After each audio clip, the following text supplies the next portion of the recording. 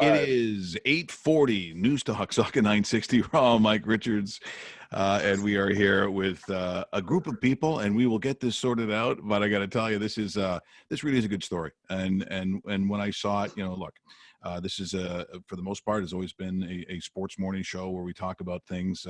For instance, with Juwan Brescacin going to join us in a couple of seconds, I'm just as apt to talk about his career.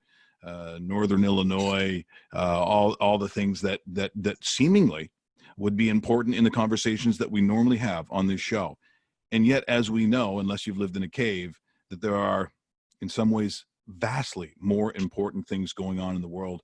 And Juwan has figured out a tremendous way of doing it. So first of all, Juwan, thanks so much for joining us here this morning in your hometown of Mississauga. Thank you for having me. Thank you for having us, actually. Yes. It's a big deal to us, and we appreciate your time. Well, BlackDollarsTO is the thing that we're going to talk about here this morning. And Heran, Genene, am I saying that properly? Yes, sir. Well, I am very thrilled. Thanks so much for joining us. And Cory Cooper, thank you so much for joining us now with sound. Yes, I got it. Yes. Now with sound. There you are, Cory. How you doing, bud? So much, so important. And the one thing when people talk about Black Lives Matter, when they've talked a lot about these social issues, and I would probably go back even when I would talk about Colin Kaepernick, and I said the most important thing about it, like people made a big deal about whether he was playing or not, whether he was going to be a starter or not. And I think history has already looked back, and at least this is just my opinion, that what he was doing as a human being in terms of change is grossly more important than whether he was going to win a Super Bowl or not. What he did initially started people at least talking. And when you start talking about real change, not just, flippant things where, I saw people they say things like racism is bad. Yeah. Okay. Yeah. We get that part. But how do we eliminate it, and how do we help those who have been affected by it? We're talking generations of inequality. And Juwan, when I saw what you've done, BlackDollarsTO, all of a sudden I look at that as that's real change, that's real thinking, that's forward thinking, and it helps all communities, not just the Black community. It helps our world by becoming, for the lack of a better term, Juwan, organized, because that's what that says to me. Yeah. So first of all, we thought of the initiative during the George Floyd murder, and we wanted to know how we could use our strengths to impact the Black community and strengthen the Black community. And Cory is great with photography, and Heran has done a lot of not-for-profit stuff, and I wanted to get into marketing, and we felt like this was the best chance to put all of our strengths together and come up with something for a greater cause. And I think that we're doing that, and I think that we're on the right track. And there's a lot of things that we're going to do, and I think we're the perfect people for it. Heran, can you explain exactly how BlackDollarsTO works? What's the foundation piece, and kind of just kind of introduce it to the public for anybody that doesn't know about it? Yeah, absolutely. So BlackDollarsTO is an initiative as it stands right now. We live online on Instagram primarily. If anyone either is interested in buying Black or buying from Black businesses, we find that the problem has always been just having like a listserv or access a list of Black businesses to choose from. And so we've consolidated that using the Instagram page. And so if anyone's interested in having an organized list to choose from, they can visit that. But also we really encourage the community, including the greater, like outside of the Black community, to tag our Instagram page under the comment sections or share profiles of Black businesses that live online as well, to grow this awareness and again, build that network. And I do want to speak to one point, which is just like the rise of the protests and outrage because of the racial oppression that we've been facing. There's been an unprecedented interconnectedness between the different ethnic groups in Toronto, or let's say in Canada, more than ever before, because again, I've spent about 10 years in the nonprofit sector, and especially like an ethnic based focus. So I'm aware of the different ethnic backgrounds. Like the Jamaican community has been building the Ethiopian community has been building. But we've been sort of doing it in silos. And for the first time, we've been super connected. And this was one way to sort of kind of secure the infrastructure of this interconnectedness. And so, yeah, Gotcha. that's kind of, it manifests itself on Instagram so far, but we have plans to expand and get that out there some more. That's a great point, Heran. That's a great point. And using the word infrastructure, I don't care if you're talking about business, humanity, sports.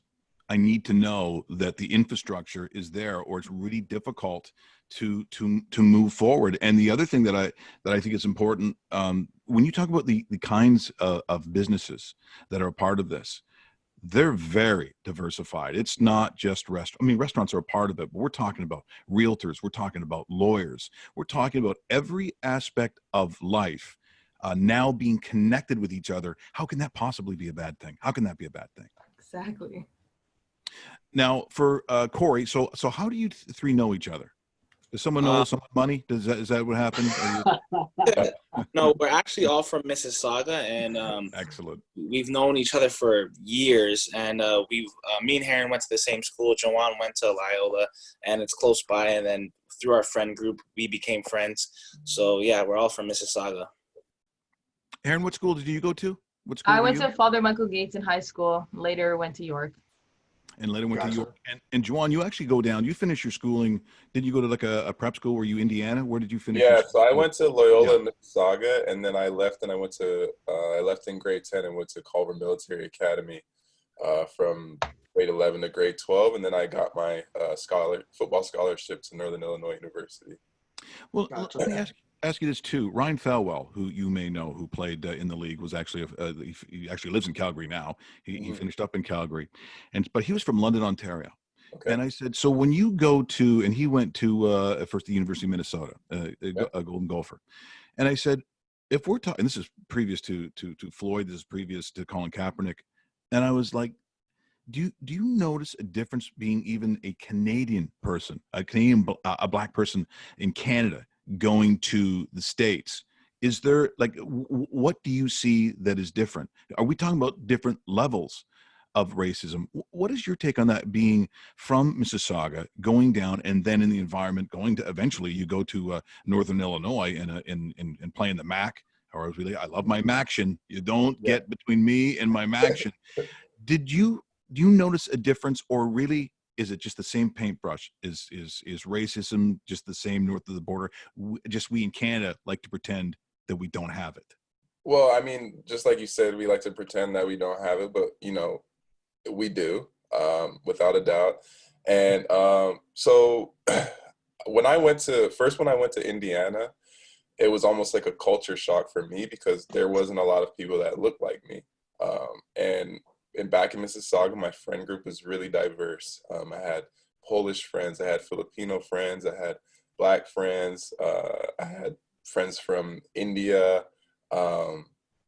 So when I went to Culver, it was different. You face a lot of different challenges.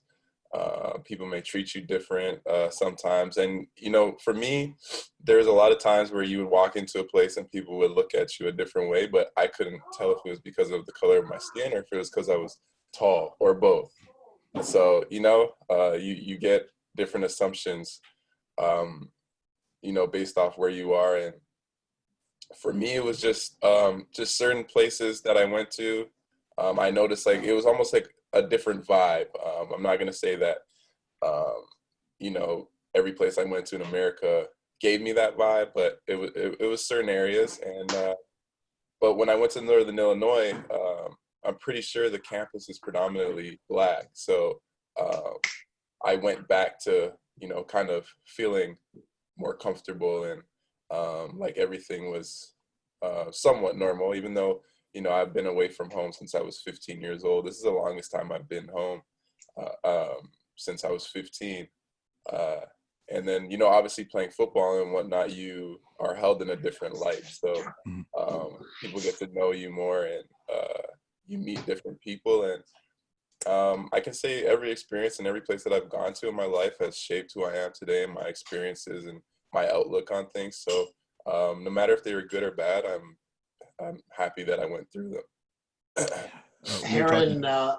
Heran, as far as the next steps with BlackDollarsTO, you have a little bit of a foundation, and just like everything else, you want to keep on building and building and building. What are the next steps, and what are some of your next goals? Because the three of you seem very goal oriented, and this sort of project would probably be, ideal for goal setting.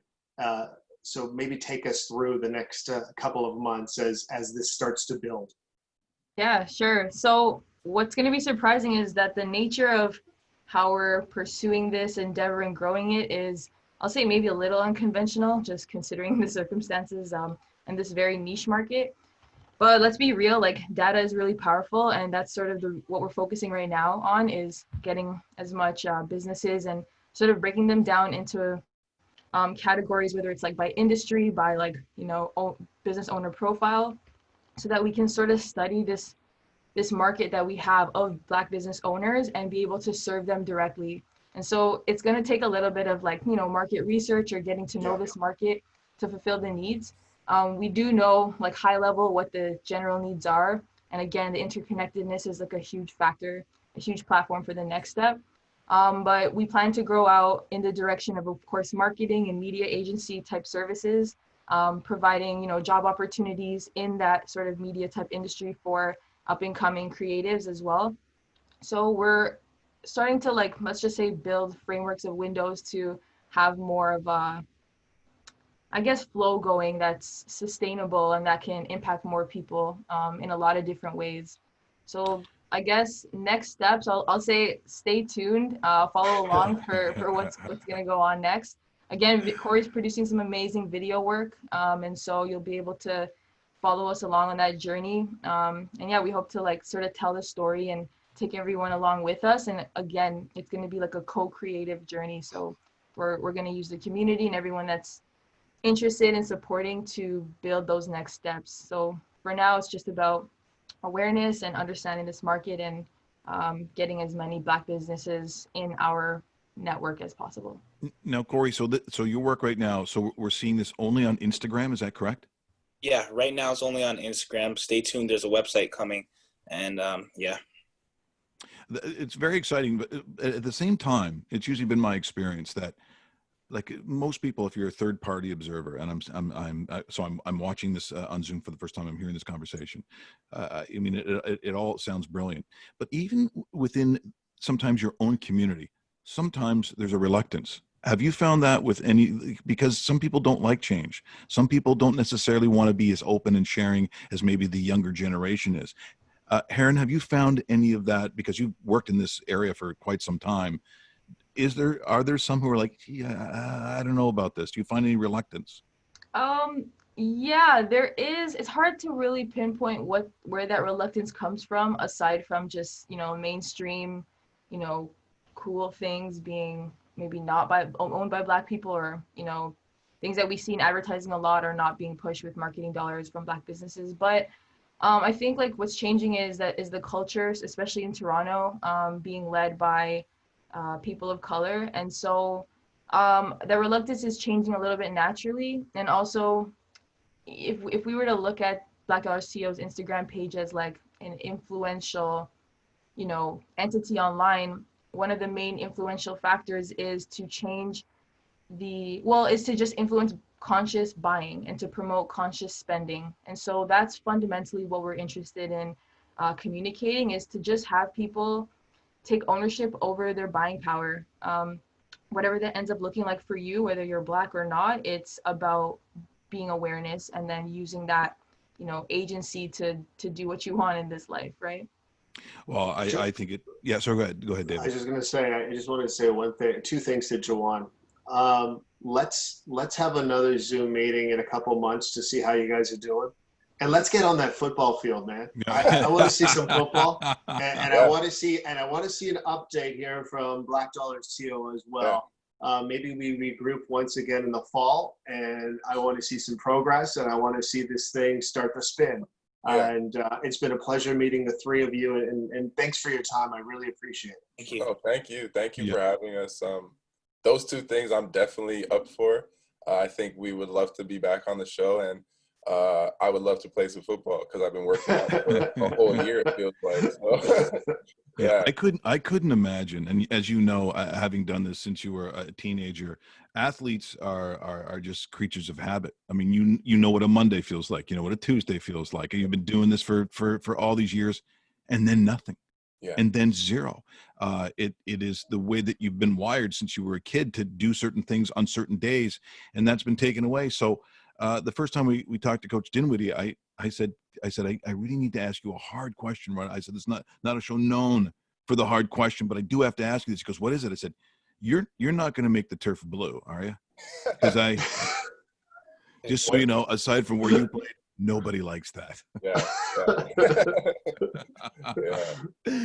So once again, thank you so much. And to echo what Dave said, anything we can do, because this is I think this is exciting. I think it's exciting for the community. I think it's exciting for everybody who wants to see, because this is the future. What we're looking at here on Zoom with all the little squares, the topics that you're talking about, the kinds of things that you want to get to. This is why people should be so excited. This is why people should be happy and want to be involved with what you're doing. So thank you so much this morning for reaching out and being a part of this. And any way we can help, we've got your back. Thank you. Thank you so much for having us. Appreciate that. That, once again, is Juwan Brescacin, along with Heran and Cory, the project, which is just, to me, brilliant when you look at all the different levels that and areas of society that this will just flourish. BlackDollarsTO. We'll have more of that. We'll be tweeting this out today. Yes. And using this as a promo, and anything we can do, man, this is the right thing to do. You know, it's funny when you hear it, you know it, and as soon as I saw it, I was like, okay, this is right.